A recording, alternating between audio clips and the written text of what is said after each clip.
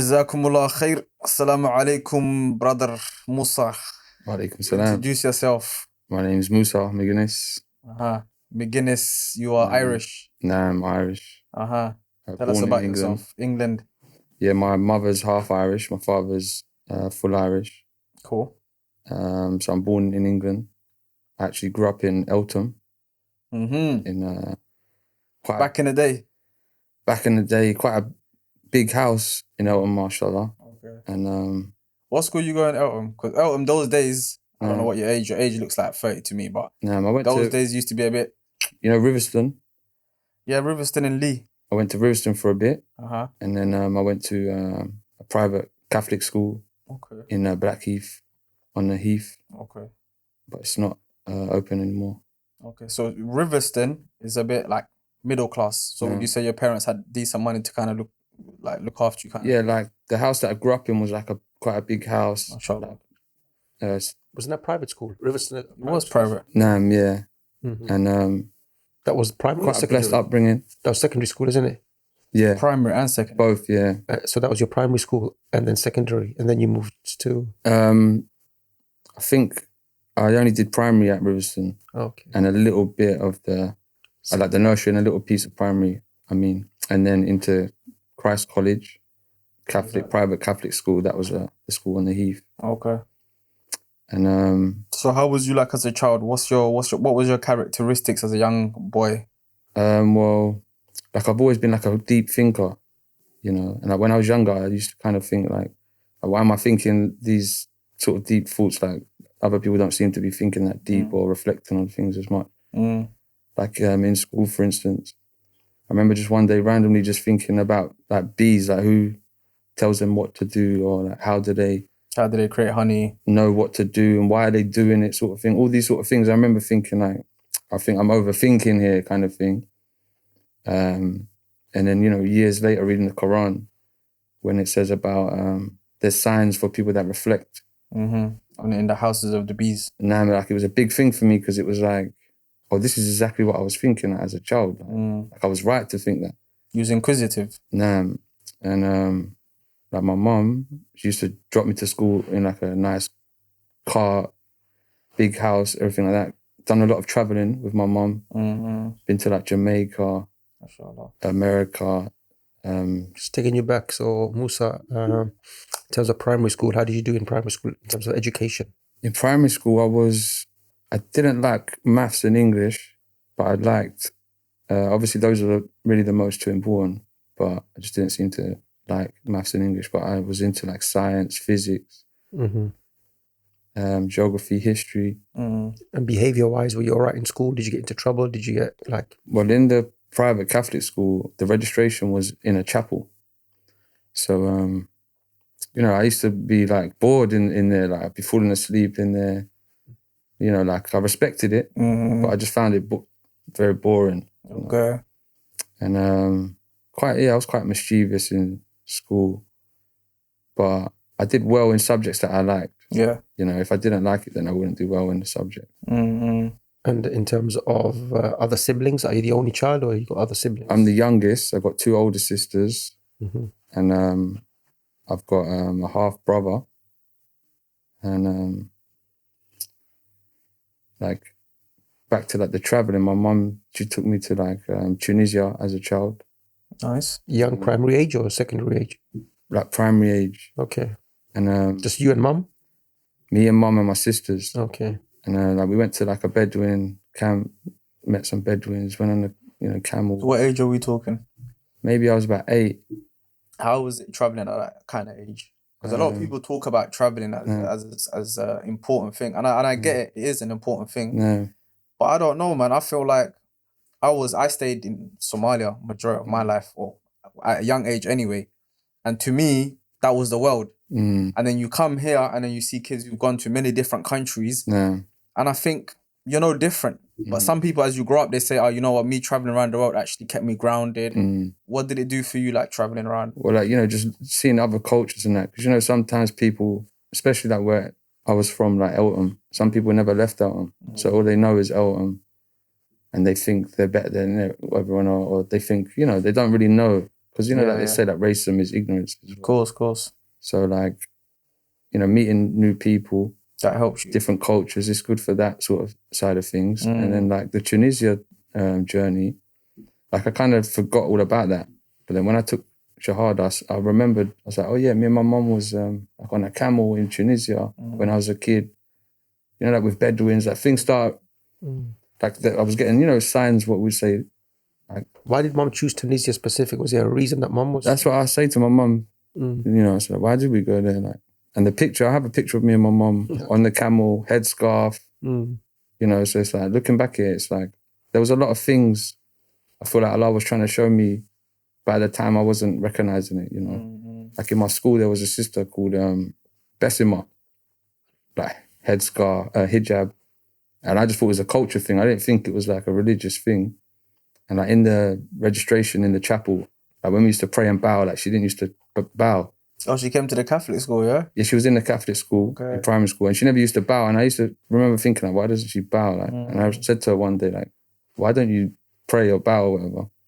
Mashallah. And she was like, because it's like, it's not my religion kind of thing, So again, at the time, it didn't really mean nothing to me. But nowadays, looking back at it, it's like there was a lot of things. Lots of signs that. When I look back, yeah. And so then, like, my father, he was like doing quite well in business, and my mother, both of them together as like a team. And like I used to get dropped off to school in like a Jaguar, like a nice, like I said again, like the sort of like a nice upbringing. You had a nice upbringing, yeah. But my parents, sense of wealth. Nah, but my parents was living a like fast life, so they had everything, but they didn't really, have it like a spiritual side. Nah, so the fast life kind of lead to a lot of stress. And just in terms of, so you were born here. Dad, you says Irish. When you say Irish, meaning was he born in Ireland? Yeah, so Dad was born in Ireland, and he came here when he was like 14. And by the time he was like 21, he was like nearly a millionaire, I think, maybe. Like he was quite wealthy. And did he have strong ties to kind of like Ireland? Yeah, so like my father, he wasn't that much into the politics, of Ireland or the history of Ireland. He was just more into business, today, tomorrow, kind of that kind of thing. What about mum? Mum was born here? Mum's born here, yeah. And mum's not very political either. But like when I used to go to Ireland, I used to travel to Ireland, Families. 1 month, 3 months, quite long periods of time. I would go there often. And so my cousins in Ireland, they used to say to me, like, you're Irish, like, you're not English. And I'd be like, no, I think I'm English. They're like, no, you're Irish, this is your home. And you think... Bring that nationalism. That nationalism, like, if England's playing Ireland, who are you supporting? Like, you have to support Ireland, and it's like... Stickage. And I used to think, like, what's wrong with them? Like, why are they so racist in Ireland? Like, they don't like the English word. And as you get older, you kind of learn the history and stuff. And with traveling around the world, like, when you say to people, like, I'm English, they're kind of like, okay. They kind of look at you a kind of certain way. Not always, but when you say you're Irish, people, they open up to you. You get a lot. Because they see them as like the oppressed. Yeah, you get like more of a loving, welcome sort of thing. So I recognize that as well, growing up. So did you kind of like look up the history? Well, that's what I learned in Ireland. Like I had some aunties, not even uncles. I had some militant aunties that used to be like, just telling me the history, like anti the Queen, anti George Bush. She was telling me some stuff, like some. And when I look back at it, I'm thankful that she taught me like what she taught me, Because I think it was 12th century when England invaded Ireland, and then there was a lot of kind of like how do you call it, suppression, oppression, killings. Yeah. It wasn't until 1921, 22 that what is known as Southern Ireland got independence. Not even all of Ireland. Northern Ireland remained with kind of like with Britain and England and so on. So did you kind of like read up on that, what happened, or did your cousins tell you of what the people went through? Yeah, and like they got a lot of like Irish rebel songs that they play in Ireland, like And so I know them songs Like even now, I can still remember them. You know, like nursery rhymes. Okay.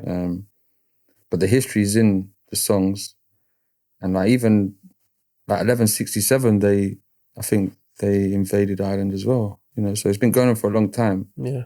Where I think that was the first year, 1167. It was the first year, or something like this. Yeah. And then it went into 1921, 22. That's a long time. So, and that's what a lot of you'll find. You know, I was just reading up on these football teams. The football teams in UK, especially the ones with the red kit, are usually of Irish background. With the red kit? Yeah, generally. Yeah, and those with the blue kit. So they have Man United, Man City. The one with the blue are pro-Britain. Or initially started off like this. Glasgow, Celtic are kind of like, Irish. You know, of Irish background. Rangers more British. Yeah, green. So the rivalry through football, you know, what you see is originating from that kind of like rivalry. Yeah, and a lot of people in Liverpool would be coming from Ireland. Okay. So sometimes they'll be anti, you know, and that's why even with the kind of like the, you know, the monarchy and the Queen and stuff, it's all kind of like connects, to that history. Yeah, it makes sense. Like most of my cousins in Ireland, why that they're Man United and Liverpool. Yeah, kind of. That's what it is. So United and Liverpool, yeah. Yeah, most Chelsea fans.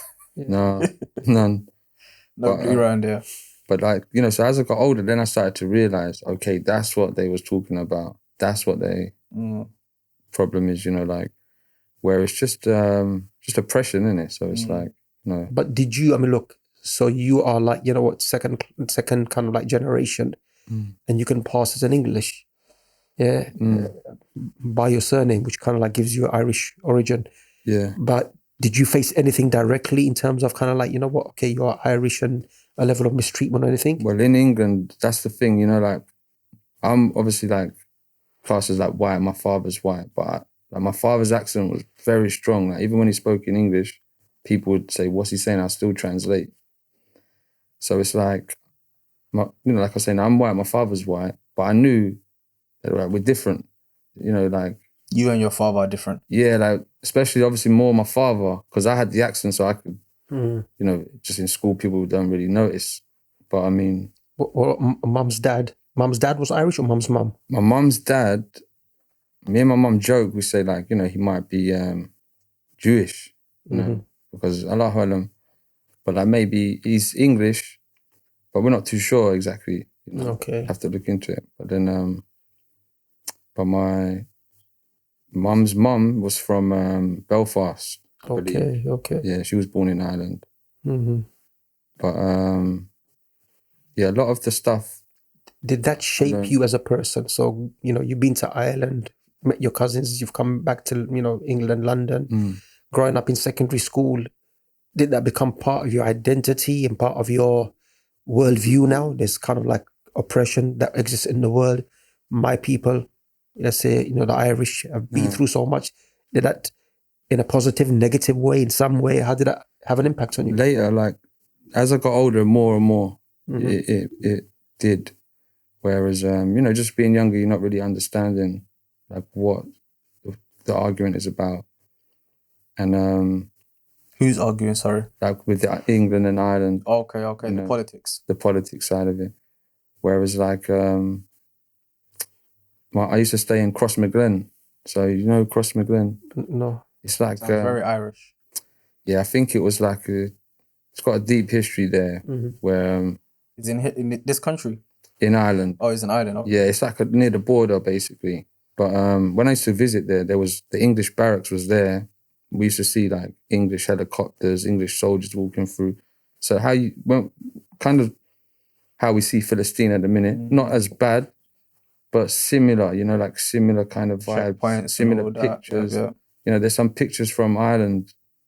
It's like, you can see it looks like Palestine. Like you can put... checkpoints and stuff. You could put like two pictures together. You wouldn't know the difference. And see the similarities, you know what I mean? And so, and especially like Ireland being Catholic, you know, they love Isa alayhi salam. They love Maryam alayhi salam. And Palestine and that whole sort of... connects them to that then. That culture and everything like that. Well, there's even a history between the two. Living a history between the two, between the leaders of Palestine and Ireland. And I know Ireland, there's no Israeli products in Ireland. And like I used to, there's a lot of paintings in Ireland for Palestine. Okay. That's why there's always support, even from Celtic fans. No. There's always kind of like, support for like Palestinian. They might put like the Palestinian flag, Palestinian resistance, or something has happened. They'll kind of show their support. I think they were maybe a couple of years ago fined for something, for vocally supporting in a match. Yeah, something to do with Palestine. And you know, the Irish, the way they dance is a little bit similar to the Philistine dance. It's somewhat similar. And then I've seen like where the oldest fossils in Ireland. Okay. They say it's Arab Subhanallah. bones. So don't know how true it is. There was that blockade, isn't it? When there was a blockade against Ireland and the Ottomans. They wanted to kind of send some, aid, but England said no. But then they secretly shipped something to Ireland. And the football team, Drogheda, they still have the crescent moon, and the Subhanallah. No. So Irish football team, still to this day, because that's where it was sent to Drogheda. Okay. No, so still they remember. No, they remember. So going back to your family and that, you said your mum, your dad, business orientated. Was you, with regards to your upbringing, would you say like the money gave you like happiness in your house, things like this? Or like I heard you say a bit about your stress side. Like for me, obviously, because I'm a child, so I was spoiled. So to go traveling, all that kind of stuff. And then like my mother and father, a lot of stress, fast life. Basically, they split up when I was around about 11 or 12. And I decided to live with my mum. You know, like I felt like my father could look after himself. I would live with my mum, look after my mum. And then like me and my mum just used to. What about the sisters? They went with dad? My sisters, they lived on their own. Okay, so they were much older than you. Yeah, so they lived on their own by then. But,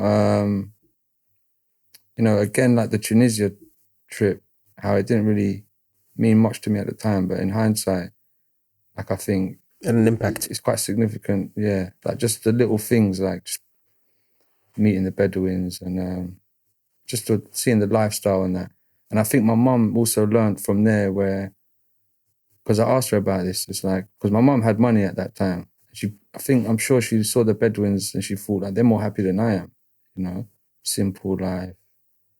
It's like a little shack, you haven't really got much to worry about. If you got a big mansion, you got to worry about all sorts of security and it's like more stress. So my mum came a little bit of a Bedouin herself, I feel like, after that, like less materialistic and as long as it was just me and my mum, she was happy that we got each other, we got what we need to get by. So she kind of picked up, I think, that style from going there. And now recently it kind of makes more sense to me, But, what about your like secondary education now? So, you said you went to that Catholic school, private, you finished all of that. How did you do in your GCSEs, A-levels? Yeah, so then when my mum and dad split up, it was like my father, he wanted me to remain in the private Catholic school, but to stay there, like boarding school. And my mum didn't want me to. So that was a boarding school that you went to? That there was some students that stayed there, but some students used to go home. Okay. So I used to be going home, and my father he wanted me to stay there because he felt like, where him and my mother's lives are spiraling out of control a little bit, it'd be best to put him in there. But my mum, she didn't want her boy to be sent away kind of thing. I remember her crying and stuff when I got dropped off there. And I wasn't really there for long, maybe like 3 months. Mum come and got me, and then... So look at that, from a man's perspective, it's good intentions. He'll study, he won't stress mom, he'll do well, he'll focus. I'm not around, but somebody else will be looking after. So his intentions are good. Mum also, good intentions. I can't my son be away from me. Something wrong might happen to him there. So I want him to be near me. So both sometimes, parents make decisions or want things. We might think it's kind of like bad, but they have good intentions. And not saying it's always right that, the decisions they make, but the intentions are good. Yeah. So how did you do in this secondary school then? I started to when my mother and father split up, me and my mum, we kind of started to live in like different kind of neighborhoods, like kind of like rough kind of neighborhoods, like estate life. And why was that? Wasn't Dad supporting them? I'm really not too sure. I think there was a lot of stress and a lot of like where they just split up and stuff. And I think the main part of it as well, something what I forgot to mention is my mother's mum, my grandma. She was a big influence in my life. Like I remember telling me how to read the time, and she used to tell me, like, there's only one God. So she instilled that in me from young. Mm-hmm. And she was a nurse. Okay. So like, she knew how to talk to people, and so she had a positive impact on you. Definitely, yeah. So she was like my mum as well. Was she staying with you, your mum, and her and your grandma? She was close by. Close by. She was close by. But when she passed away, that's when I think my mum, struggled. Yeah, she struggled a lot, And so... Was mum working at that time, or mum stopped working? Mum stopped working then just from like a lot of stress and stuff. And then like she already had money. So, I think she was like, if we live in this kind of smaller place, the money can stretch further, I suppose, So we kind of live in different neighborhoods. But around those times, I remember for some reason, I just was thinking like, the neighborhood that we was in, it was like a little bit rough. And my life was going a bit down that way. And then, all along there from like Avery Hill, Eltham, to Ferrier, Woolwich. And so then me personally, like, I used to hang around in the Ferrier, like Telemann Square. So like when I think back now, I think like, what was I doing there? It was crazy, like crazy days. Like kind of like that sort of gang sort of life. That's before it was knocked down. Of course, yeah.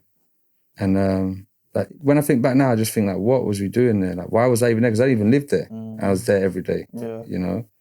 So could we say, like, in terms of, did you get involved in a wrong lifestyle?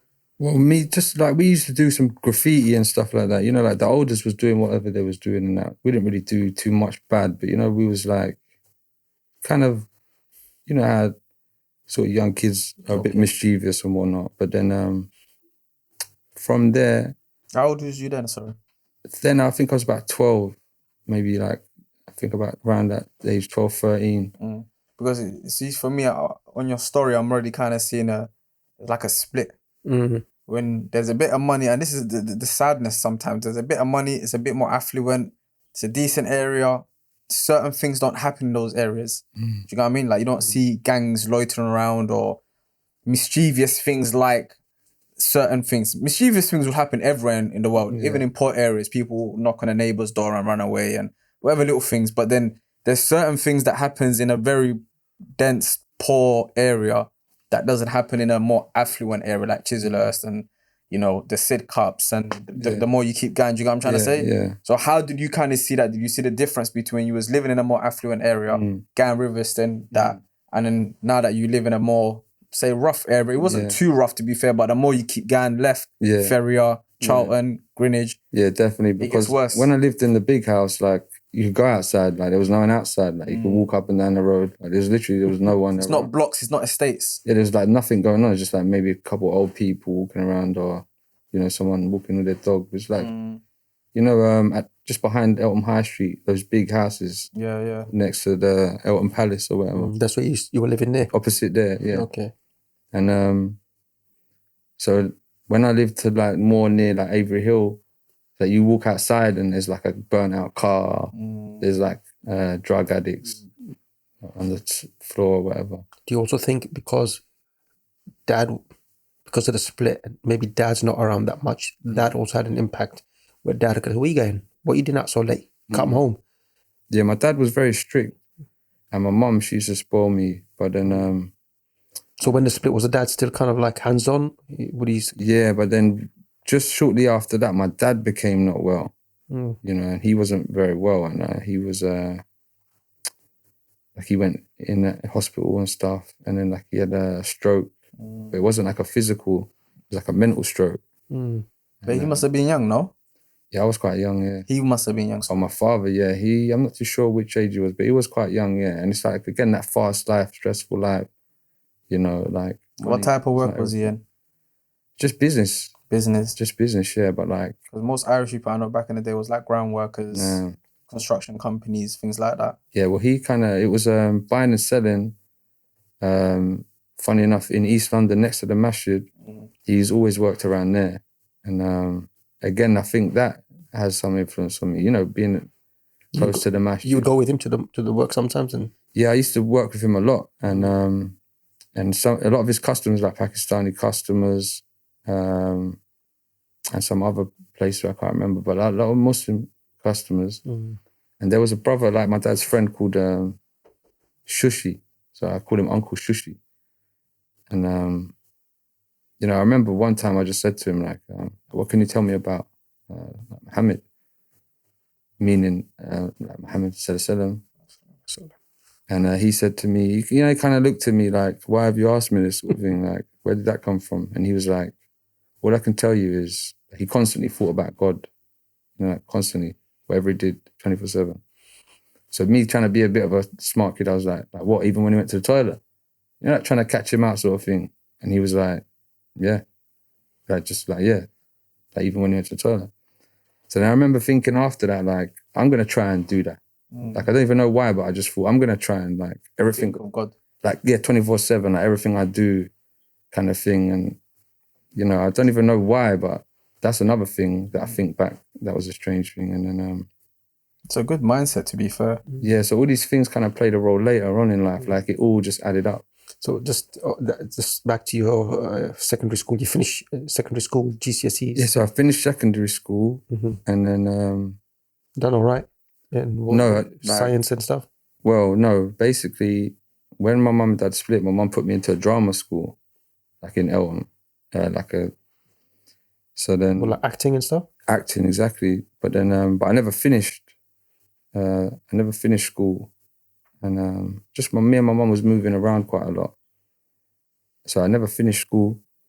Is that what you wanted? You wanted to become an actor? Or? I didn't really know at the time. You know, I think I always wanted to play for Man United. Yeah.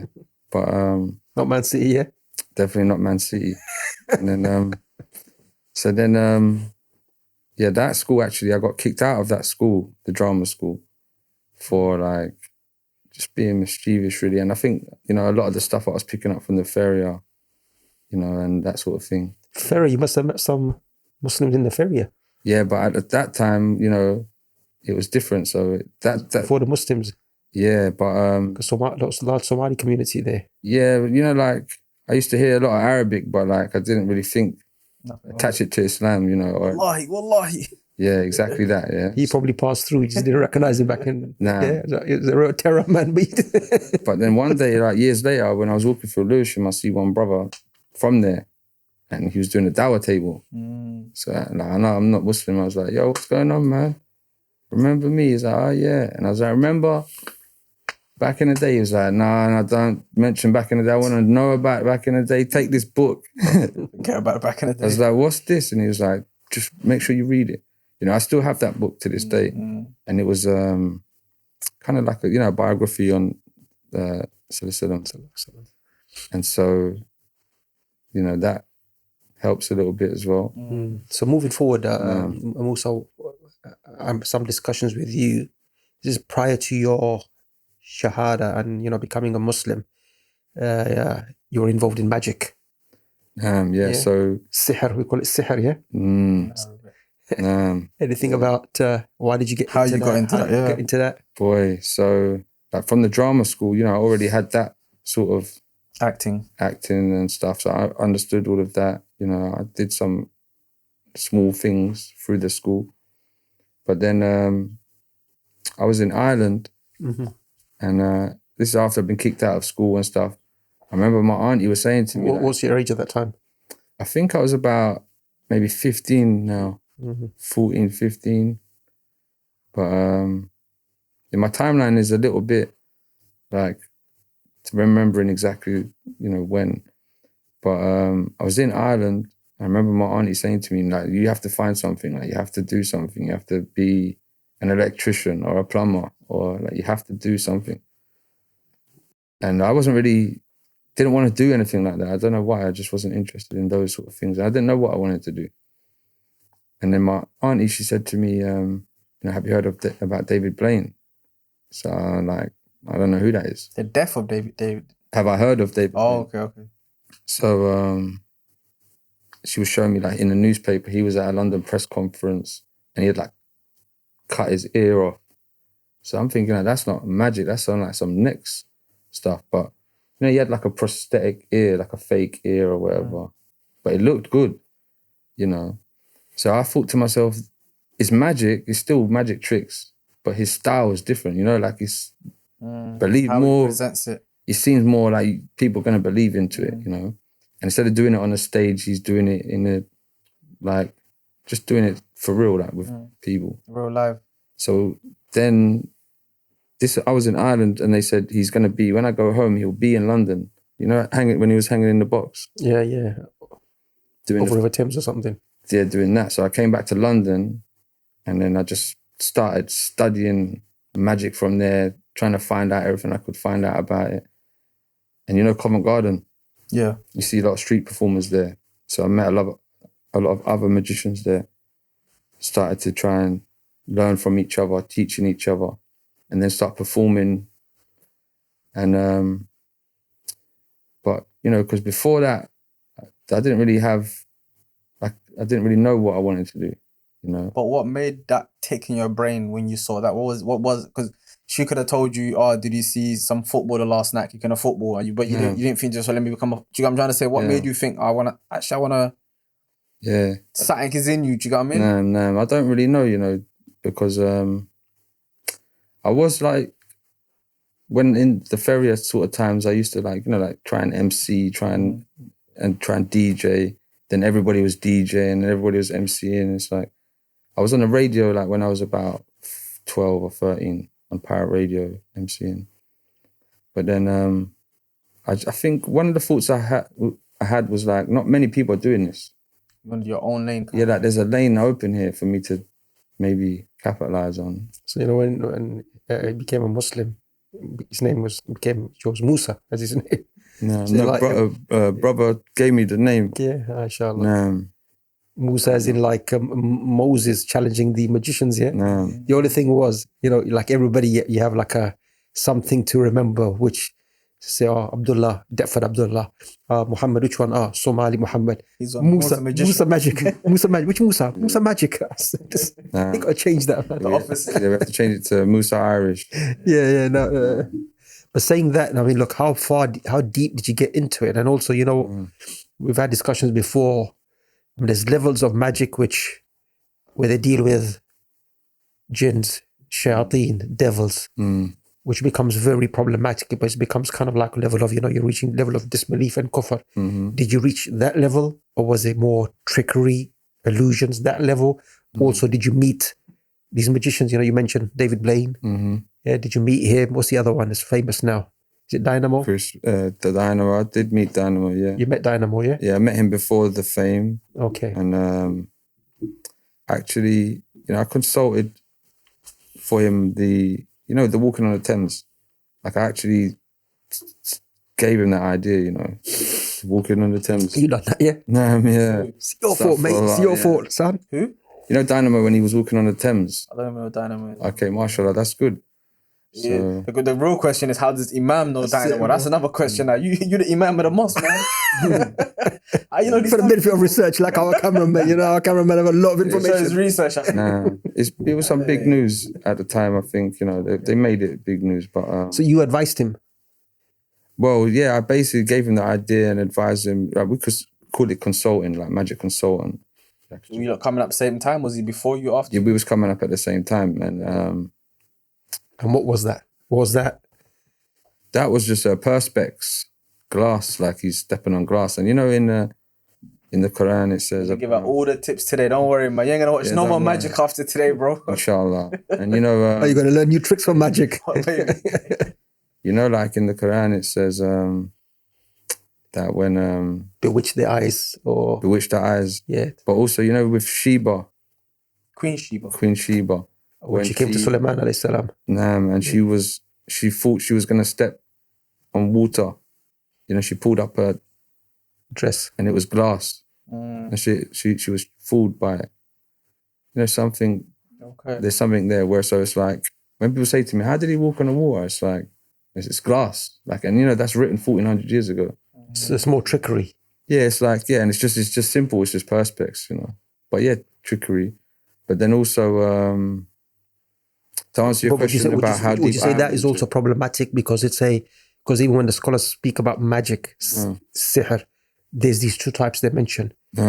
There's a type where you deal with the shayateen, devils, which is kind of like disbelief and takes you out of Islam. There's another type which is kind of illusions and trickery, but they say, look, even that is problematic and haram. I think the problem is, you know, sometimes when we try to bring Arabic words into English, it's like sometimes it can be problematic, or you might need like a few English words to get that meaning of that Arabic word. And so, because you know, there's magic with a C at the end. So they would consider that to be like entertainment kind of stuff.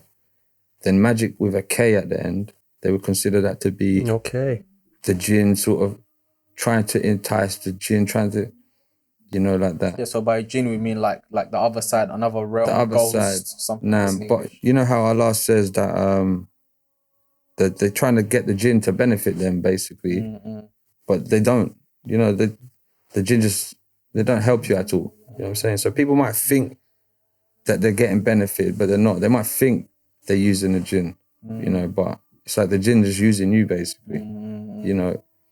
And also, you know how Solomon alayhi salam, he could control the jinn. And so with our beloved sallallahu alaihi wasallam, one time in Salah, he was moving his arm like this, I believe. And the Sahabas asked, what was that? And he said, there was a jinn. And what was it? I grabbed him and I felt his saliva. And then I wanted to tie him up at one of the pillars of the mosque so the kids can like play with him or something. But then I realized only Sulaiman alayhi salam had the power to control jinn, so I just left it. Yeah, so then why would like a normal person on the road be able to do these things? Powers. Yes, exactly, you know. So that's what we have to remember as well. And as you know, Muslims, we need to understand where it's like, not just with that, but with anything in life, like whatever it is that you're scared of, like Allah is in control of that thing that you're afraid of, or, you know, like, Allah created everything. So just fear Allah. Like that's all we need to fear, you know. But remember, Musa, what one is, it's not about controlling the jinn, but it's like the jinn's doing things for you. But in return, you're doing something for them, which might be like calling on them or worshipping them.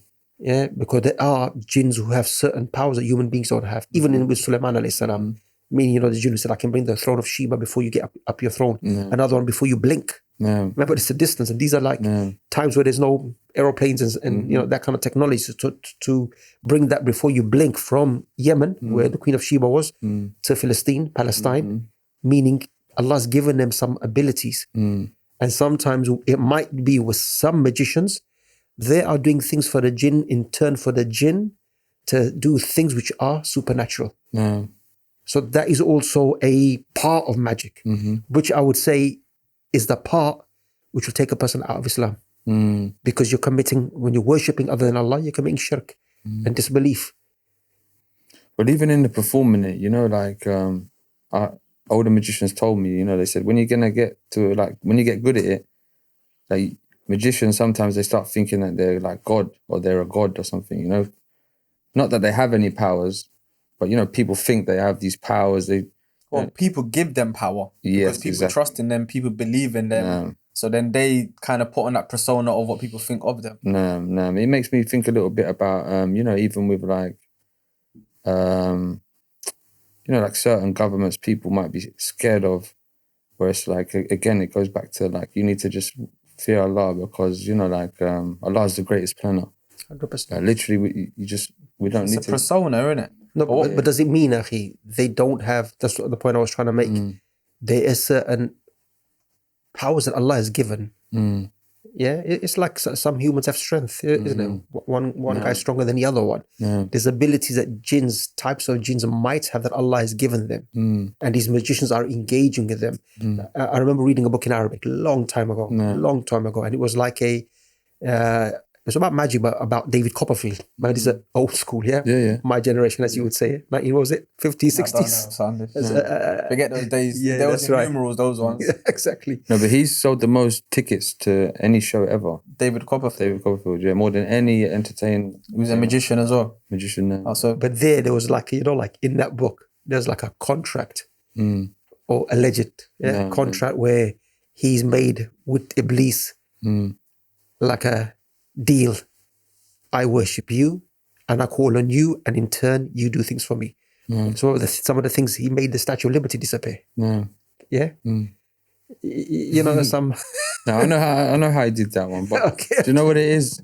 I think it's the night before he went over and covered it up or something. God knows. Nah, it's like mirrors. As long as Musa said, I advised him with that one as well. Like they was no dynamo, yeah. Nah, but you know, the contract. Yeah, the contract. You read about it? No. Do you know what it is, Aki? It's like it goes back to like they want us to think that, that's the whole point of it. They don't want you to know it's a trick. You know what I mean? They want you to believe this is power. So like in magic, if I was using skill, I would want you to think I'm using some kind of gadget. If I was using a gadget, then I want you to think I'm using skill. That's the way it was like. But why did Musa look when Allah says, Surah Baqarah, وَلَقَدْ عَلِمُوا لِمَنِ اشْتَرَاهُ مَا لَهُ فِي الْآخِرَةِ مِنْ خَلَاقٍ. Those who have bought this magic know that for them there is no portion of goodness in the hereafter. Meaning it's complete. Anybody can do that little, even those card tricks. That's kind of like, like a trick. People can do that. Even kids sometimes learn a little trick with the cards and they do it. But that's not on a level where Allah's going to say, you've got no portion in the hereafter because you've disbelieved with this thing. Meaning there is But I think the intention as well, like the person's intention behind it. Okay. Is going to... I feel like we're having two different conversations. I feel like you're having the black magic kind of conversation. No, because he's having the magic is intertwined, deceiving. It is. But how do you differentiate between the two then? That's the difficult part where it's like, I believe it's all the same, really, in a sense, because like from the card trickery to the man worshipping the jinns. Yeah, I think it's all, like the world is already misguided. Yeah, so like I'm going around misguiding people even more by, like I know how I'm doing it. Do you accept that the other category, just saying that one might not even exist because what you know of is basically just the trickery and the illusion and stuff? No, do you know what it is? I remember now what I was going to say. Where it's the worldly things. Like the material life. Like when it says, that they bought the magic for a small sort of, for a worldly kind of gain, and like how, if they only knew, like how bad it was. For you, it's the speech. Yeah. The speech is Farrakhan is a magician in speech, yeah. Because this is the hadith, isn't it? Yeah. Even for some speech is a form of magic. It's true. It's trickery. No, it's definitely true. Wordplay. Definitely true. And that goes into music and another whole topic now. Exactly. Because we used to say to people like 52 cards, pick one, any one you want, but still make them take the card I want. So there is no free choice. So the free choice is an illusion. I'm intrigued now. Like, show me how does that work, bro? Like free choice is an illusion, So it's like, and that's all to do with the way that I push the cards out, the timing of when they get to you, and it's like you time it to make them hit that card. Has a time ever come where someone chose a card that you didn't want them You didn't want it to pick, yeah. So you just do a next trick and then go back to it and hit them again with that one. And, okay. So you make them forget about that whole trick and start another trick. Yeah, basically. I can teach you that afterwards, yeah, but don't go and practice it. Nah. Just trying to learn, man, before this other guy catches me. Nah. And so it's like, you might be rich in this life, innit? Like you might get rich, like from doing magic. Like you got rich from that, you reckon? Like I was getting like, in the end, I was getting like £800 an hour. An hour. So it's like, there's big money there, but then like life is short, innit? So, you know, you can be rich. Who the heck is paying £800 an hour? I know. It's like you could be rich for this short period of time, but then you're gonna be like, you know, in the hellfire. Of course, if you believe in God, yeah. You know, so it's like back to David Copperfield, where it's like, I think, you know, like he got rich from doing magic. He's like the biggest #1 ticket sales of all time, any entertainer. So like in that sense, the jinn did help him, but it's not really helping it if you're gonna, you know, you're going to hell anyway. So.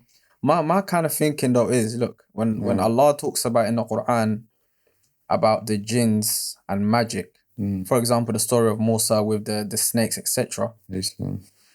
These people was in positions of power. Like the magicians that Fir'aun called, they was in a position of power. So they're there to dispel illusions to make the big man look like he has power. So there's a gain of superiority, power. Don't mess with him because we can throw snakes at you. We can throw bombs from nowhere and all that kind of facade that they're playing. With the magic that I'm kind of seeing like on TV and that, it's just material gains though. Do you know what I'm trying to say to you? That I wouldn't, from a non-Muslim perspective, see that as sinister. Because I'll just think like this is just a job. The guy's just playing tricks. Do you know what it is though, Aki? You see that, like, obviously I was doing the magic, and so then like after Shahada, we're going to get to how that happened. But like after Shahada, it's like, you know, like the shaitan's trying to come tell me like, you know, you don't have to quit magic. Like, you know, how are you going to make money? You know, these kind of things play in your mind. So it's like, should I leave it alone? Should I do it and explain what I'm doing? Or like, is there a way for me to keep doing this? Because, you know, for like 15 years I'd done magic and became a professional magician. And so like, I don't really know another way to go get money. So it's like, and like my ego, I could go get a normal job. You know, like my ego is telling me like, you know, why would you do that? You know, how much we was getting before. So I was trying to find a way where like I may be able to still do magic, you know, but like a Muslim magician doesn't really make sense in it. Because it's like the meaning of the two words, it's like they don't really go together, innit? And then like... But you see, I understand the point you're making. Which is like, you know what, it's like trickery, illusions, entertainment, and what Musa is making. But what I'm trying to say, well, that might be what is happening mainstream. And of course, Musa's got more knowledge and experience in it, and he's been in the field himself. So that's, you know, a lot of that might be that. But what I'm trying to say is there is, and ulama have spoken, past and present, of a kind of like a more extreme level of magic and sihr. Because now what you're saying, let's say trickery, that's not going, you know, even the ones with the Harut and Marut, the angels. The beginning of the ayah there, what does he say? It's a fitna. فَلَا تَكْفُرْ. i.e., this is a test that we're testing you with. Allah told us to test you with this and let you know that this is magic. But if you were to practice, don't practice, because if you do practice, you will disbelieve. That's not going to happen with a card trick. So there's going to be another level which takes a person out of Islam. That's where might not be that common, but it's going to be kind of like around, and there are so those ones are more hidden is my point though. Like black magic that is there, the ones that we understand to be bad, like even in the Quran it talks about the one that can split and families apart, and wife and a husband, and even in Surah Falaq when it's talking about the one who blows into the knots. Yeah. But these have actual ill intentions is my point. There's ill intentions in them. Like when I'm playing tricks, I'm not thinking, when I trick you now, you're going to become divided from your dad and you're going to be... There's no ill intention is my point. Does it make it okay though? Because it's... Okay, well, let me give you another point. Does it make it okay? I'm not arguing for it, but I'm just giving you what the logic arguments will be for people about watching. If I'm a footballer, there's lots of skills I can do around the world, certain things. Now, if I don't teach people how to do it, am I doing something wrong? Because it's still a trick that not a lot of people can do. I still can't do rounders. I think, how the hell did these guys used to do around the world? See, that's again the problem with the English, what we were saying before, where it's like trick, like a football trick, a magic trick. It's different. You know what I'm saying? The word is the same, but it's different. Where it's like, for me, I think it's different anyway, you know? But are you not getting my understand what logic you're saying. here? I get your logic. I'm saying that the magic we seem to understand is not really supernatural. Yeah. It is actually natural because I can learn what you're doing. It's not unnatural. I can learn exactly what this person, if he sits with us right now and teaches how to do it, I can learn what you're doing. The unnatural thing is when I'm working with something that no one else can work with unless they also work with this thing, that is unnatural. Okay, so here's what my question would be is like, how would a person know whether the jinn are there or not, you know? Like, are they in the room now or not? Like, are they... How? Like, when I say that I go to the club to perform, how would I know? Are the jinn rolling with me? As you as the performer or the audience? Me as a performer. Yeah. I'm a magician. I used to go to do magic. Yeah. I'm sure How would I know, like, I can't text them, so you come into the audience wouldn't know, obviously. No. But you as the performer would know because you're engaging, you're connected. Yeah, but how is he connecting with them? That's the thing, you know. It's a different realm. No. And this is where it's because, like the hidden. they can see us, but we can't see them. Yeah. No. But what I'm trying to show you lot is, look, there's a difference. There's two different types of words we're using here. There's magic, and I think it's loosely used in the English world. No, but when we say magic in Arabic and Quran and Hadith, sihr, there is no difference of opinion. It means you're working with a jinn. Period. And you see how like things that was in the Quran, we didn't understand some of it. You know, certain things, it's not. And then as time passed, science and things started to understand, oh, this is what the Quran was saying. But the Quran already said it like 400 years ago, You know, and they only just recently found that out with science. The science on that, So I feel like with the magic, it's something where we don't really understand, you know, like what exactly Allah was telling us in that part. But would you say, you know, in terms of, one would be, let's say, these are sciences which are not new. From Sulaiman alayhi salam's time, there was a level of sinister. Remember, you got the, what you call it, what's that, Kabbalah? Yeah, Illuminati. Remember, there's elements Zohar. of, all of that stuff. And there was things hidden underneath. When Sulaiman alayhi salam passed away, they took it out. You know, so Sahaba, you know, and the Prophet ﷺ had a certain knowledge, you know, where, you know, okay, certain verses are explained in a certain way to say, look, you know, it's this type of sihr or not that type of sihr and so on. But your point, Abdul Latif, in terms of, so it's very different from, because I would say it's still sinister. And it's still connected, I think. Yeah, maybe not fully to like, you know, the kind of the jinns and the shayateen and so on, but there's a level of great lying, deception, cheating, very different from, let's say, you know, like a football trick or something, or skills, as you mentioned.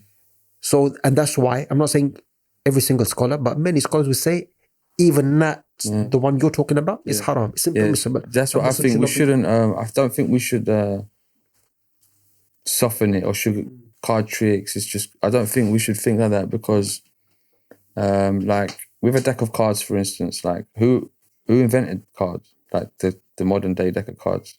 Like, do you know? Like, I don't know. Do you know? No. But what I do know is like 52 cards, 52 weeks in a year, 4 suits, 4 seasons, red and black, it's night and day.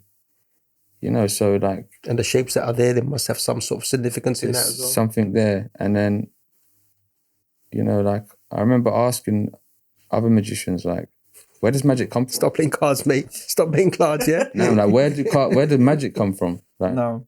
And magicians no magician knows. They say, I don't know. So then I'd say, so don't you think it's a bit strange that we don't know, like, where this comes from and we're playing with it? You know what I'm saying? It's like... So moving forward... One second. Yeah. This is a very interesting topic.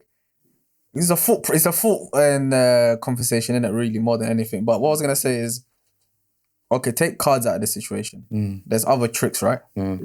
And there could be, like you said, the walking on water. And the day before, wherever he put some glass there. Yeah. For me, I would see that as entertainment. Yeah, but you see what else, yeah? Do you know what I'm trying to say to you, man? You see what else? Where am I going to perform? Like, where would I perform? Because I remember when I was trying to fight with the idea of staying as a magician, and I remember I was like asking you, and something what you said to me was, well, where are you going to perform the magic? Where are you going to perform? Yeah, like where? Like, who's your audience going to be? Yeah, like where? It's going to be in a club. It's going to be alcohol. Yeah, no, I get that part as well. So, you know, it's still, there's so many bad elements to it. Too late for you to become a magician. Stay out of it, man. Oh, no, £800, that's what it is. But like, when we don't know the origin of a thing, like, that's very strange to me. Like, you know, it's like I wouldn't want to roll with it. I hit all of those angles. For me, there's a separation in my brain. Yeah. There's a separation between what I know the Quran says, which is the blowing of the knots, which is working with unnatural things, which is going towards the jinn, which is worshipping them. That's all one thing for me. Another thing is playing tricks and playing around and entertaining and trying to trick someone. And that's another topic for me. I don't know personally, and Allah knows best, if it falls into shirk. Okay, look at this. Like, you know, when a person levitates, they float. Yeah. So they're on a wire, innit? Yeah. Okay. So they could go anywhere, you know, with Dynamo, for instance. He levitated in Brazil. So he chose Brazil. He could have done it anywhere. He chose to film it in Brazil. In front of the statue. You know the statue of, they say it's Isa alayhi salam? Yeah.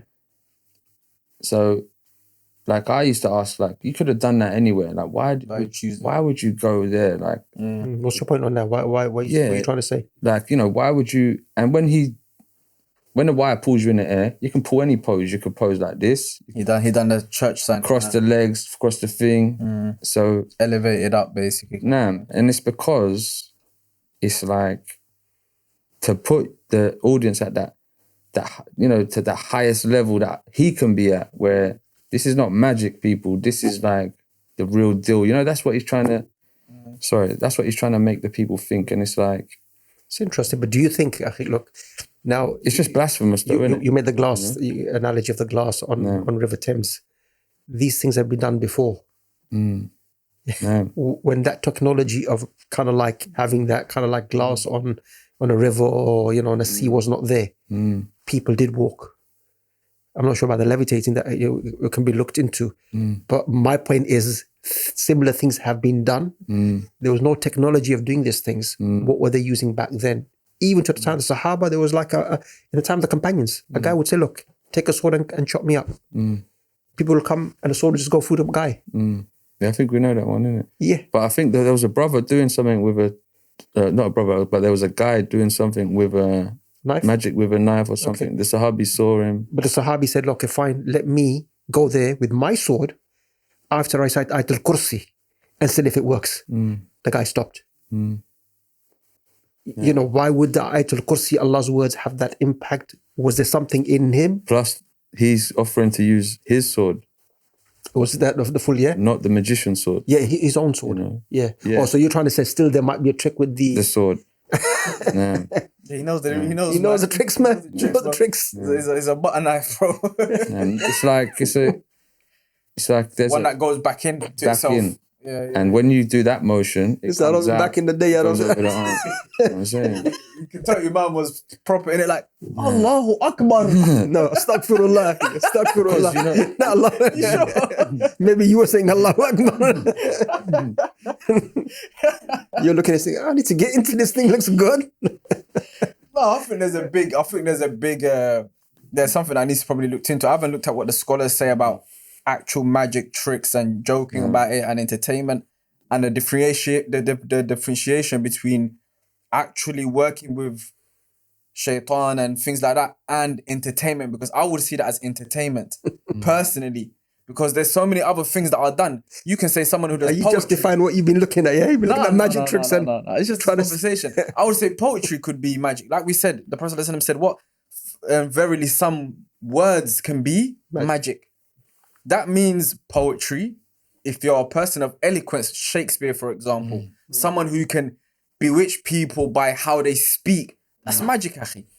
So for me, it falls more into innamal a'malu binniyat, that the intention is where it becomes like wrong. Are you saying I've done all of this and this is power to something higher than me?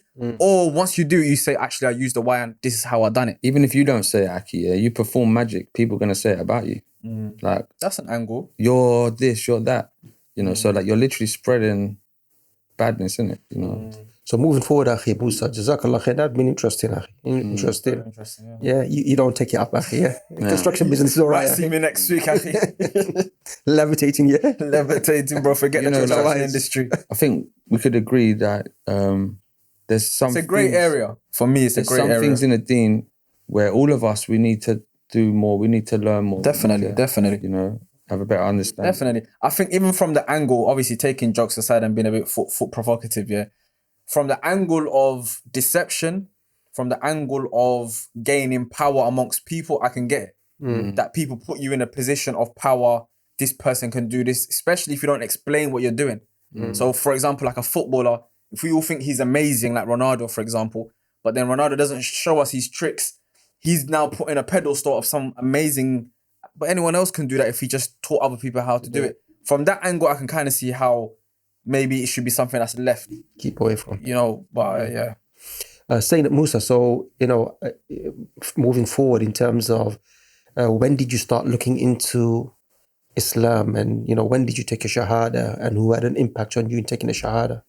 Yeah, so basically when I started, like I said, I was in Ireland. My auntie showed me about David Blaine. I came home, I studied David Blaine, David Copperfield, even magicians from hundreds of years ago. I started studying it. And so then around that time, my father, he definitely wasn't happy that I was doing magic. You know, he was thinking, like, you need to get a serious job. Like, what is this stupidness that you're doing? And then, like, when he see that I was getting good at it, and actually, what done it for him is I said to him, you know, take a card, pick on anyone. He took it out, and then, you know, you put it back in, you shuffle it, and you throw it against the window, you know, and the card sticks to the window, but to the other side. So to the other side, yeah. To the other side. So when my So when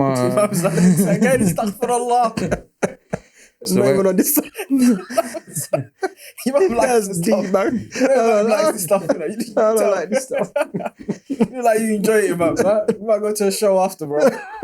So when my father see that, he was like, how did you do that? He's like, that's what they do on the TV. Yeah. I said, yeah. Like, I know how to do it.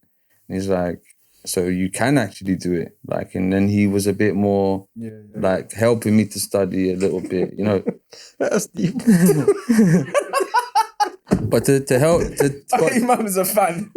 No, Imam's a fan, bro. But undercover. So the trick to that is like I have 2 5 of hearts or 2 whatever, a duplicate card. You know, so yeah. So then I make. I want to know this one. do you know how much I can see? He wants to know. He really wants to know. He's like, how do you do it? So then, Habibi, kid in a candy you make them pick the card that you want to pick, right? And the copy, like a duplicate card, is already on the glass, stuck to behind the glass. You know, and so, he didn't look already. Yeah, like that sort of thing. So it'd be there, already stuck on the glass, 5 of hearts. Then I go through the cards, make you pick that 5 of hearts. Like you said before, what if they don't take it? I just show you something different and then go again, pick a card, you pick the 5 of hearts, shuffle it up, throw it against the thing. So when you know, I've just thrown them past you, so you're just going to turn around and then you see it's there.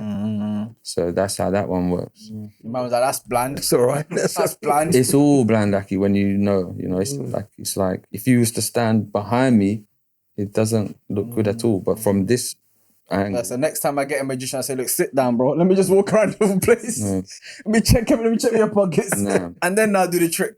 So then my father, when he saw that I was serious about it, he was a bit more serious in kind of helping me. Like, he kind of believed in me a bit more that I could do it. And then, so he was helping me basically, you know, like funding it a little bit in a sense, you could say. How old were you then? then I'd say like now about 16. Early on, yeah. Yeah. So then when my father passed away, because passed, man. No. So when my father passed, I was 20 years of age, and he was only like 59. Subhanallah. And so a stroke or a heart attack. Yeah. And so after that, it was like, you know, I didn't really have anyone to help me financially or anything like that, you know. For 5 years, you was practicing it without really making no money? I was making some money from Covent Garden, but not like crazy money. Like I was taking it serious, but not like all the way. Sort of. Were you doing anything else on the, like work-wise on the side? At that time, no, because it's like, you know, making enough money really from the magic. Covent Garden, when you say Covent Garden on the street? Yeah, like on the street performing, and then like just doing shows as well. And how much would you earn on, let's say, on a weekly basis just doing that? Well, you could earn like £50 a day, £100 a day just from Covent Garden, you know, more or less, give or take. And with the shows. And you know what it is? It's like, not that we could all do the same trick, but, you know, where I went to the drama school. The entertainment factor. I had that. So it's like people who have that acting ability, they're going to make more money just because people believe it more. They said, like, you're better than him. But we both did the same. Okay. You know, but my face was serious when I did it, and he was giggling or making some dead joke or whatever. So then, you know, when my father passed, like I really didn't know what to do, and I remember phoning my friend 12s and cousin Rich, and I said to him, you know, I was like, he just answered the phone. I just said, like, I lost my father, you know, and he started crying like on the phone. So I was just thinking, like, you know, I was like, why are you crying, you know? And it's like, me that lost my father kind of thing. Yeah, and he's like, because it's deep, man, because I know, like, you was doing well there, like, you know, with your magic thing and stuff. And I had a meeting with the Prince's Trust. So they was going to put me onto this whole, like... fund it and all that. Do a run for me and whatnot. So then the day I had the meeting, like, my father passed on that day. And, like, I could have went there, but I just know, like, I was just crying too much. I would have cried in there and stuff. So I never went there. But then my friend 12s, he said to me, he said, I'm going to introduce you to my cousin and he's going to look after you, man. You know what I'm saying? So I was like, who? Like, what are you talking about? And he's like, you know, do you know about the essentials? You know, NE, P, money, gender. Okay, yeah. So he introduced me to them. So when I met Leon Rahimullah, he... NE you're talking about? NE, you know NE? Yeah. No. So when I met NE now, he basically became like a surrogate father to me in a sense, a brother. He was like everything for me. He was my manager, you know, everything like that. And so he was doing music. So when he met me, he was like, no more music. Like, we're going to do magic, like me and you. And he already knew all the celebrities and everyone. So he can take me to the places, take me to where I need to be, put me with the right people. And he said, you know, like, the music is like £5 a CD or whatever. We're going to sell our DVD for like £20. You know, so he was like pretty happy that he found me, that we had found each other sort of thing. And he was taking me to shows and whatnot. So only like really knew him for 2 years, but it's like I knew him forever, you know what I'm saying? And, you know, stuff like before Shahada, you know, I got a tattoo of him when he passed and stuff like that. And, but then when he passed, it was like, you know, back to square one again now. Like, had he taken Shahada? And he took Shahada now, so yeah, Rahimullah for... Yeah, I heard he was Muslim. And I remember he was wearing a scarf one day, and I was like, what's with this Muslim scarf? He was like, I'm Muslim, innit? I was like, you ain't no Muslim, man. What are you talking about? Like, it's like, he's like, yeah, I'm Muslim, man. You know, and I remember saying to him, like, what about all that terrorist stuff? And he's like, whoa, man, don't say that, man. Like, you know, like, you kind of need to know what you can't just say things, you know, like, it's two sides to every story. And so I'm like, so what's the other side of the story kind of thing, you know? And he's just saying, like, it's just not what you think, innit? You know, like, what you're thinking, it's not that. You know what I'm saying? Like, and so from then, I always had more of a respect for Islam. I used to defend Islam. Like, I didn't take Shahada or nothing. I didn't understand. But because he was such a good person, good friend. Even if I was on a bus, I see someone being rude to a sister or something like that, I would deal with it. You know, like I was very defensive of Islam. Because he was connected to it. Nah, just when he was alive, even. You know what I'm saying? And then when he passed, a little, you know, it's like it's a soft spot in my heart, just because in my mind, people can say whatever they were saying about Muslims or whatever, like hearsay. But what I know, what I see, is like the best person I ever met. You know what I'm saying? And beautiful brother. So then he passed. So then again, I just felt like, you know, like starting again, bit lost again, you know. And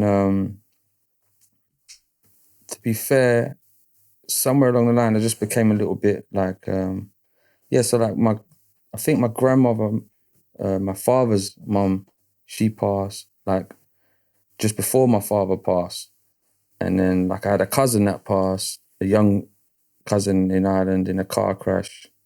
And then like my father's brother, like all in a short period of time, a lot of funerals. And I remember just thinking like, where are all these people going? Like, where do they go? You know, and like, is there a heaven? Is there a hell? Like, will I see these people ever again? You know what I mean? And so then at some point I just, with magic, magicians used to joke a lot about Isa alayhi salam, you know. They joke about Isa? Not in a negative way, but they'd be like, say that you've done something wrong. People are like, you got it wrong. They'd be like, yeah, but I'm not Jesus. You know, like as a sort of a joke or whatever, or sometimes you could say, be doing the magic and say, yeah, now the card's in your pocket. And people be like, no way. And like, you'd be like, who do you think I am, Jesus? Like it's not in your pocket. Like kind of like Jesus was a special kind of like. Yeah, like we kind of spoke about him a lot in, so it wasn't putting him down. It was kind of, he's in a high place, but. Yeah, like I'm not that good. Yeah. Like, and we'd even say, this is magic, not miracles. Like, what do you want from me? You know, like, if I kind of thing.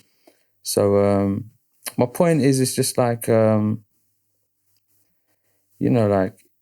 That made you reflect on Islam? Just the fact that like, was it magic? Was it miracles? Like we didn't really know at the time. And then like, I remember thinking about Musa alayhi salam a lot, like how did he part the sea? Because I'm thinking of it from a point of, like, if I was to do it, how would I do it? Like, what would I need to do it? So I'm trying to figure out, like, the trick of how did he physically part the sea? You know, how did his snake, the stick turn into the snake? Like, is there a way to it? These were before Islam. You was thinking Islam? Yeah, I was thinking it's like trying to work out the miracle. But did you realize that? As a trick. Yeah, but did you realize it wasn't, there's a big difference between the two? Well, that was the thing, you know, like I found out there's a snake where like, you know, you can there's a certain snake, you grab it and it will go stiff, like play dead. So it might look a bit like a stick. I could kind of walk on road with it. From afar, you might think it's a stick, drop it on the floor. Turns into a snake. Kind of thing. So that's obviously what the magicians had. But Musa alayhi salam, his stick was really a stick. And then it really turned into a snake. And then so the magicians, they knew, like, this is not no trick, because they knew what they're looking at. So, like, that's how they knew. We're using string. That weren't no string. Like, they know what's physically possible and what's not physically possible because they're magicians. So when they see that, they knew. That's why they instantly believed in it. Followed Musa alayhi salam. But then that's why, like, when I was speaking to one brother in internet cafe, he said to me, he's like, what religion are you? And I said, like, I'm not really any religion. Like, I'm supposed to be a Catholic. Like, why do you ask? And he said, because you seem like a Muslim to me, like your mannerisms. And for some reason, I don't know why, I think because working with my father in East London and that, I don't know where I picked it up, but like Asian brothers or black brothers, I would always say brother, like, but like with English or white people, I'd just say mate. Like, I didn't say brother. I don't know why. Yeah, you knew how to differentiate between different cultures. Yeah, I just would say brother. So like meeting the brother in the internet cafe, it's always like, can I get half an hour, please, brother? Thank you, brother. You know, so my mannerisms, he thought it was like I was a Muslim. So I said to him, no, I'm not a Muslim. And he said, so what are you then? I said, well, I'm not any religion. And he was wearing like a thobe. So as I said that, I'm not any religion. I kind of like, I didn't want to make him feel bad about his thing. So I'm like, but I'm cool with every religion. Like to let him know I'm cool with whatever you believe in. I'm cool with every religion. That's what I said. He said, oh, you're cool with every religion. So are you cool with people worshipping like statues? So I was like, no, man, why'd I be cool with that, man? Like, he's like, well, why not? I'm like, because God made us and then we made the statue. How can we pray to the statue? It's like, it doesn't make no sense. So he's like, okay, well, what about Prophet Muhammad? So I'm like, well, what about him? And he's like, well, was he a trickster? Was he a magician? Was he a prophet? I said, well, yeah, he's a prophet, innit? Why not? So the brother was like, you're Muslim, man. Like, you just don't know you're Muslim, sort of thing. Like, you believe everything you believe. You might as well just take Shahada. So I'm like, what's Shahada? He's like, become Muslim because you're already a Muslim, basically. But by that time, that was like the tipping point for it, because just before that, like a couple of years prior to that, it's like everything in my life was screaming Islam, like everything I was looking at, like even songs, I was thinking like, like there's some bits of dawah here, in some movies there's some dawah here. Even the movie The Prince of Egypt, don't know if you've ever seen that animated movie. The cartoon version. By DreamWorks. Yeah. Yeah, so like... Who is it about? That's about Musa alayhi salam. Okay. And even in that, like, even at Christmas, we would do the Christmas play in the Catholic school. And then they're going to give you one of these scarves, a fake beard, a thobe, put Mary in the headscarf. Mm-hmm. So like, I remember when I was about 13, we was driving in the car, and I remember seeing some brothers in East London with the white thobe, like just pure white, everything white. And I was just like, wow, they look like Jesus, man. Mm-hmm. And like, I remember my family was like, what are you talking about? And I was like, look how much they look like Jesus. We don't dress like that. Like, they're on point. Like, they look like Jesus. We don't look like Jesus. They dress like Jesus. We're not dressed like Jesus. I remember my family was like, what are you talking about, man? Like, talking some nonsense. And so everything was just kind of screaming Islam to me. What was your age at that time? Pardon? Your age at that time? At that time, I think I was like 27, maybe. But when I saw the brothers in the thobe, that's when I was young. 13, you said, bro. Yeah, I was like young, seeing it. So only in hindsight, after Shahada, when I look back, yeah. I see there was a lot of signs. Allah was sending me a lot of signs, So when did you take that big jump? So that's when I was with the brother, when he was explaining to me, and like a few questions that... What calf was this, sorry? What calf? In Deptford. You know how, like in my brain, something said to me, that calf, Which one? I can give you the brother's name after, inshallah. Yeah. Deptford, man. Deptford High Street at the top. Calf next to the beach. No.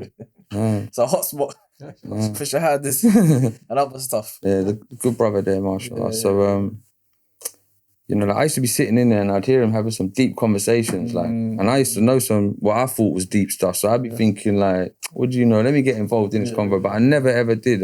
But I used to listen a lot. And jumping back a little bit, what I call like the laptop days, like the laptop era, like when everyone was on their laptop, like, I found something, look at this. Everyone thinks they found something, like Freemasons, studying the Freemason, Illuminati type of stuff. And with that, I've kind of found like, there's a lot of conspiracies in it, like conspiracy theories or whatever, like some of it might be true or whatnot. But like really, no one don't really know. Like, they just go around in a circle, they don't really have an answer for anything, So, but that did play a part too, because the one eye, they use that symbology of the one eye. Places. They put it everywhere. The triangle. So all these symbologies, we don't know what it means, but we see it everywhere, right, at the time. And then like I'm hearing, like, how in Islam 1400 years ago it said like, look out for the evil eye. Yeah, so I'm thinking, and like now it's everywhere. So it's like, how did someone know that it was going to be everywhere? Little things like that. And then like it's on the money, innit? On the American dollar. On the dollar and stuff like that, right? And all of these secret societies and all these sort of things. So I remember So that led you into Islam when you thought about all those things? Yeah, all these things helped really, because it's like, it's all like a little piece of the puzzle from here, a little piece of the puzzle from there. And then one day it all just added up. Like I could see the picture like clearly. You know, and I remember like looking at a Quran in my teenage years, and like I didn't understand what I was looking at, you know, and then like later on looking at it, it's like it's so clear. Like it's so simple.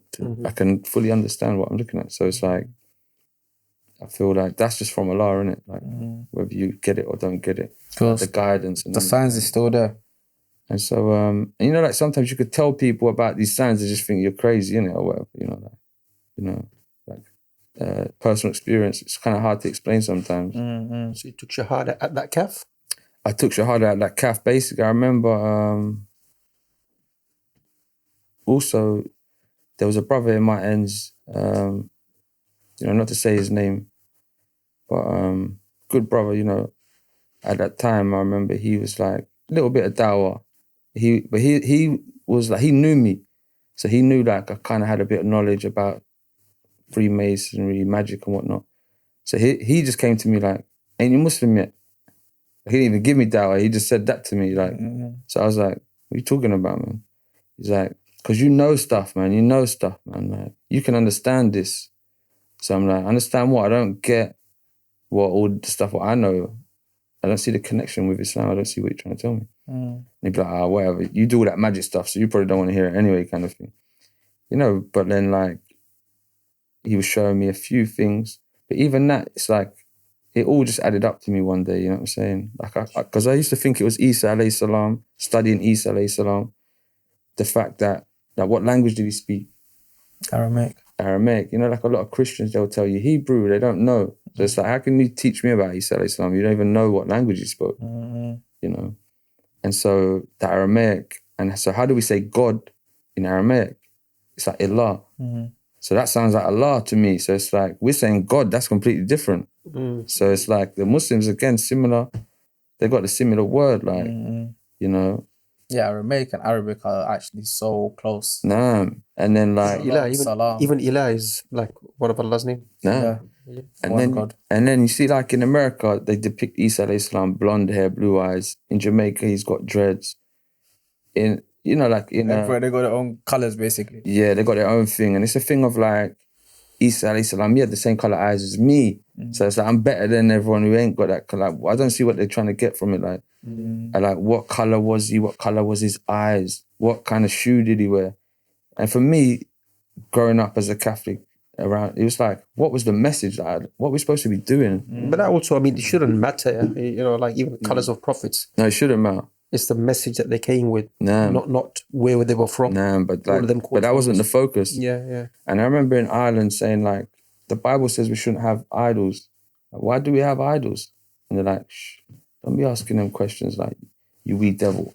You know what I'm saying? Just shush you, you know, like, don't use your brain. Don't question the thing. Just believe. Yeah, like, the priest is coming, shush. You know, and it's like, I remember my granny, this is a good point. I remember my granny, my father's mom, the priest used to come. It was like, you know, like she was like, not shook, but it's kind of like,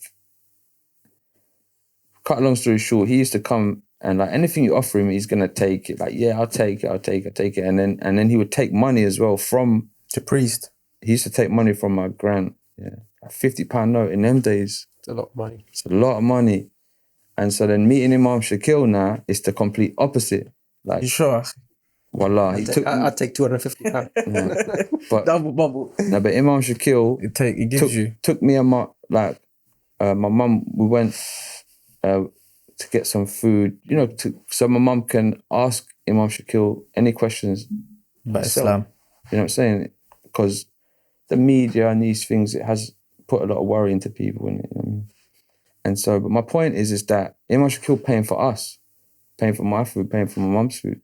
This is the complete opposite. You know what I'm saying? He's not coming to my mum's house to take money. Like, you know what I mean? So we give him the money, that's afterwards, man. But that's a good point as well, you know. So fast food, because we're just limited for time. You became Muslim. Yeah. So yeah, I become Muslim. With the brother or by yourself? How? with the brother and another, like someone from across the road just come over. So there's two of the brothers and me. In the calf? Nah. And I remember I was like, saying to the brother, I was like, I don't know if I'm good enough to be a Muslim. He's like, don't worry about that. Just take Shahada. You can... The rest will come. Yeah, like you'll be all right, sort of thing. And I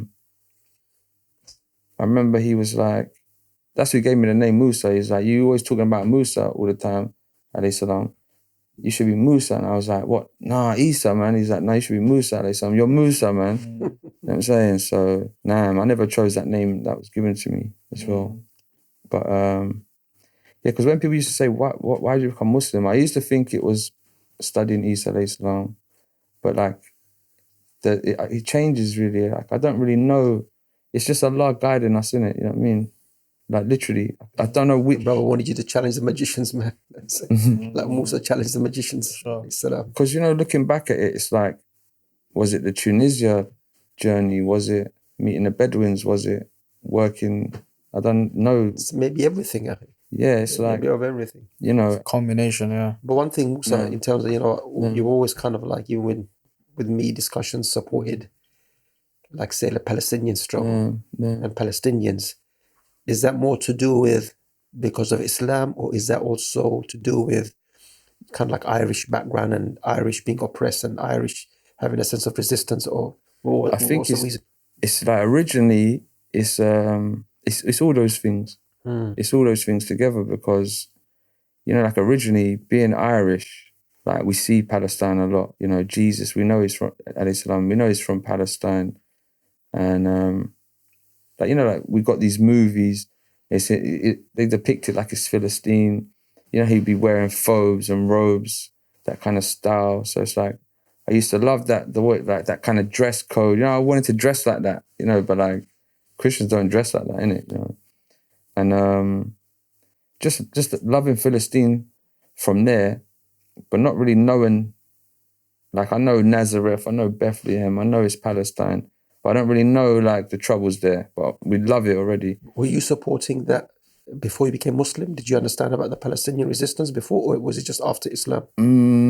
I didn't fully understand, actually, no. Okay. I didn't fully understand. And then I knew about the troubles in Ireland, like, and I know, like, we support them, but I didn't really know the argument, really, do you know what I'm saying? Like who's right and wrong, you know what I'm saying? Is it just because we're Irish? Is it just because we love, like, what is it, you know? So, but then actually learning it more came after. Okay. It more came after, where occupation. It's just everything that added up. You know what I'm saying? It's definitely the Irish thing, the Isa alayhi salam thing, Maryam alayhi salam. Definitely the One thing, you know, also with me in terms of even, this is like before I came into Deen many years ago. Yeah, always had a sense of support for the oppressed. So even before knowing Islam, Palestinians, oh, you know what? I'm on their side. Yeah. Irish, I'm on their side.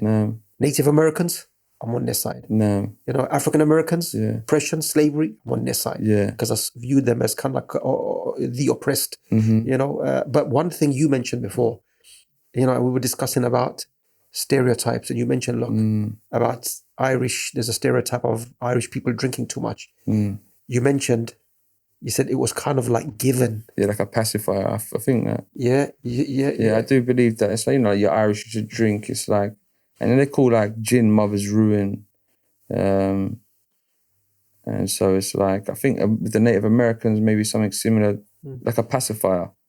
You know, they put drugs into the community, they pacify. Aborigines done the same. African Americans, remember, there was like a, you know, drug epidemic brought into by the CIA into the black community to kind of like destroy them and put them down. And then, you know, like alcohol was similar to Ireland, basically. Well, I think it's like, you know, like slavery, like they let us go from us physically, but mentally they still got us, you know. That's what I believe, you know, and it's like a lot of leaders have been given to us as well, I believe, you know, but like it's getting a bit, you know. Yeah, no, just last and final point for myself in terms of, you know, mum came to the masjid. You know, how do your family members, especially your mum, how do they feel about you being a Muslim and about Islam? Boy, it's tough, you know, like my mum, I could I could change my religion again tomorrow, the next day, like, she probably wouldn't be happy, you know, because my mom has some knowledge with Islam. She'll be probably confused, but she'll still accept me. You know what I mean? You know, like, mum will accept me no matter what. But with my family, it's a tough journey, Aki, you know what I'm saying? Because it's like Ibrahim alayhi salam talking to his father. And his father, I think his logic was like, I'm older than you. I'm not following you. I can't listen to you. You need to listen to me. And, you know, like, you beat them intellectually, they get angry. They want to get aggy or whatever, you know what I'm saying? And it's like, you can't really win with you know, when people get really ignorant and stuff. But you know, like, how he beat them intellectually, then they wanted to hurt him. They wanted to throw him in a fire or whatever, you know? Get the same experience? Similar stuff, Aki, where it's just like, you know, like, basically my whole family disowned me. You know? SubhanAllah. SubhanAllah. And so, like... Because of Islam, yeah? Because of Islam. And, you know, I had some family, but it's not blood family, but family, I thought they were my family, you know, just disown me. It's like, in Ireland, I could go to Ireland tomorrow, they'll accept me, you know, they'll open a door, I could stay there. But on this side of the water, it's a different story, you know. But still in Ireland, they don't want to hear it, I don't think, you know, like, but Ireland would be a great Islamic country, you know what I mean? They already got the passion, the spirit. They're very spiritual people. Nah, it's like I say to them, like, you know, like, they love Isa alayhi salam. We got Isa alayhi salam. Like, we don't disown him or anything like that. It's just a legacy from him. Nah. And when we look at the Irish history, like, now I fully understand it. Growing up, I didn't understand, like, what was going on. Like, why, like, it's a beautiful thing to be Irish. It's a blessing. And you can be proud to be Irish. You can go anywhere in the world and tell people I'm Irish. You know what I mean? But English, it's a bit, you know what I mean? It's stained, innit, because of the history. Nah. And it's like, you know, it's just like, it is what it is. It's like, there's a right and a wrong. But I think one thing would be, Musa, where us as Muslims, we surpass that as well. Meaning, there'll be an English brother that is your brother in faith. Of course. Or an English sister. Yeah, and remember the wrongs of the past, okay? You're not going to blame for people that are today. No. And, you know, what clears everything? Because even, look, tribes were warring at the time of the Prophet ﷺ. But the Messenger of Allah brought them all together. And Allah says, not even the physical side was united. وَأَلَّفَ بَيْنَ قُلُوبِهِمْ وَأَلَّفَ بَيْنَ قُلُوبِكُمْ. Allah kind of like rectified and connected your hearts. That's how close they became. You know, so, yeah, inshallah, there's hope, inshallah. But I got a cousin in Ireland that I talk to him every day. You know, like, I felt like I should say something about him because, like, literally everyone, you know, abandoned me, but he never did. You know, like, he's there for me. And then, like, when my father passed, his brother was looking after me, like so well. And, you know, he passed shortly after, but I know if he was alive now, he would accept me, you know, like, kind of, it reminds me of, you know, like Salam with his uncles, how some of them sympathetic, and they said, you know, like, I'll protect you. I won't let no one do nothing to you. You can say what you want to say. Like, I'm with you, you know. So, you know, and so he lost his father, I lost my father. So me and my cousin, we got sort of that connection. He's older than me, but definitely I appreciate what he done for you. Even still what he does for me. Like, you know, he'll see this and stuff. You know, I talk to him every day. And he's not Muslim, you know, but he loves Islam. He loves this stuff, you know. May Allah guide him to it, inshallah. Ameen. You know, and shout out to whoever his name is. No, I just don't want to say name. No, of course, shout him out anyway. But cool. We'll finish off because I think we've gone way past our usual time. But just to finish off, obviously, alhamdulillah, you've gone through a very insightful journey, a very intellectual kind of debate of, you know, what that world was about. Now you are where you are. What kind of advice, guidance do you have for those that are maybe looking into that type of world, positions, you know, that you've come out of it, the goods, the highs, what's there to give back to the people? Boy, you know, when I first became Muslim, I just assumed like that all the Muslims in the world were all one, innit? Like I assumed there was unity, innit? And so I didn't know about sects, Shia, Sunni, Sufism, Salafi, all these different sects. I didn't know about all that. So like I would have a friend, like a non-Muslim friend, and I'll just see any Muslim and I'll be like, come with me, come, let's give him some dawah. And the brother wouldn't have any dawah, you know what I'm saying? The brother might not be the right sort of thinking or whatever. So that's, you know, like not everybody agrees. You know, like I saw a comment online, subhanAllah, it said the divided Arab Emirates. You know, like not the United Arab Emirates. And so definitely that's a big, big problem is the fact that we're all divided. You know what I'm saying? Like it's peacocky. Like there's how many Muslims in the world? 1.67 billion. You know what I mean? And we can't. But would you say, unite. look, Musa, we need to unite. The masses, that might be more leadership, but the masses, they're united. You said East London, you go to East London and you'll feel brotherhood. You come to South, you feel brotherhood. You go to West London, you feel a sense of brotherhood. But also, remember, with those names, let's say the names that you have mentioned, they're still Muslims, and they themselves have a level of understanding. You meet a Sufi Muslim or you know another type. It's not like complete hatred, is it? No, of course not. You know, so there is disagreements. There's disagreement, and that's human nature. I think a lot of leaders, you know, like sell out as well. It's like you can be bought. You know, some people can be bought. It's like take this money, forget about Ireland. Go to Miami. What are you fighting for? Forget about it. Take this money. So I think that happens in a lot of countries, you know. Yeah, I think you find that anywhere where there's power, human beings will always be, you know, intrigued to be in a position of power. Yeah. That's what it comes down to, whether a Muslim or non-Muslim. Remember, Islam in itself is perfection.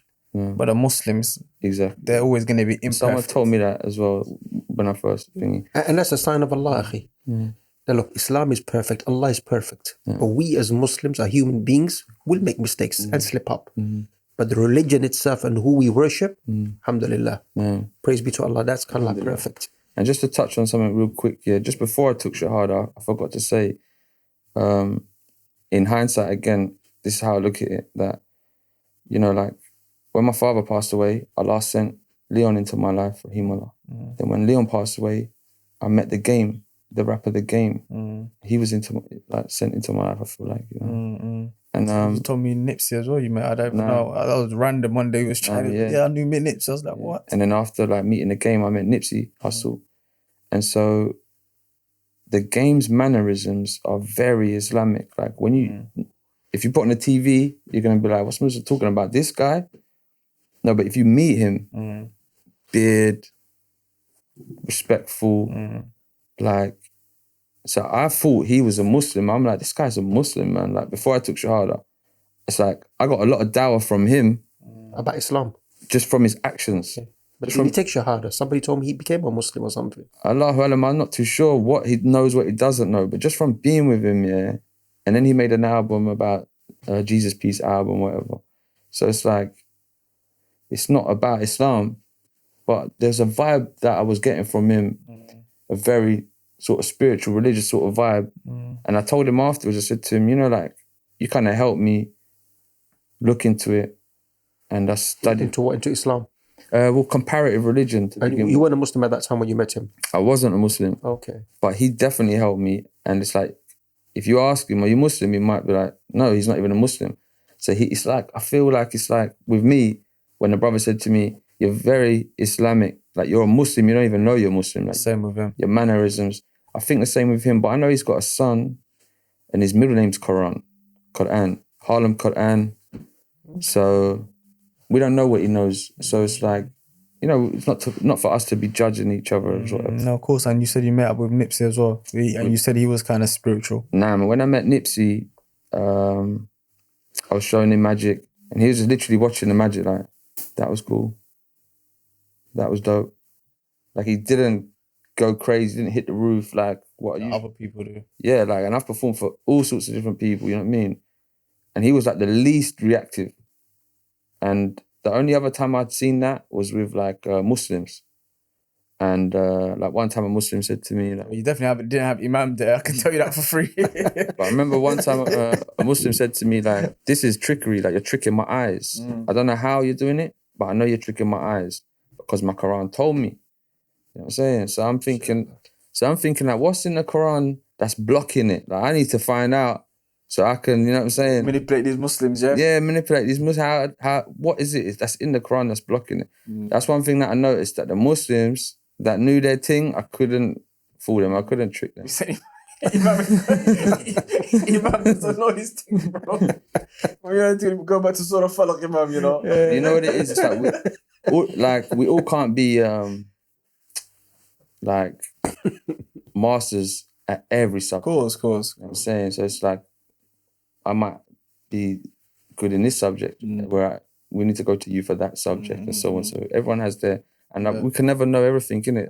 Only Allah knows everything. Of course. But you were saying that he didn't react to any of that. He was like, that's cool.